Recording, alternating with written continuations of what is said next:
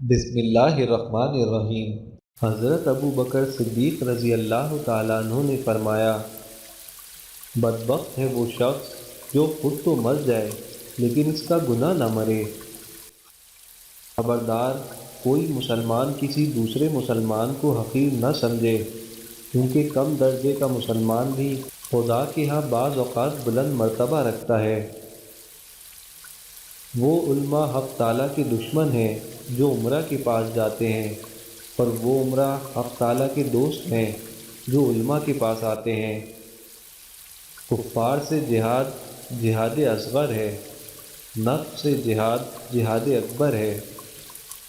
نماز کو سجدہ سہو پورا کرتا ہے، روزوں کو صدقہ پورا کرتا ہے، حج کو فدیہ قربانی پورا کرتا ہے، اور ایمان کو جہاد پورا کرتا ہے۔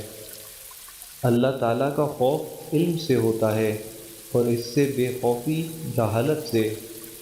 ہر شے کے ثواب کا ایک اندازہ ہے، مگر صبر کے ثواب کا کوئی اندازہ نہیں۔ سائل کا حق ہے کہ اسے جواب دیا جائے، اور اچھا جواب دینا اچھے اخلاق کا تقاضا ہے۔ جو شخص شکایت زبان پر نہیں لاتا وہ خوشگوار زندگی سے ہمکنار ہوتا ہے۔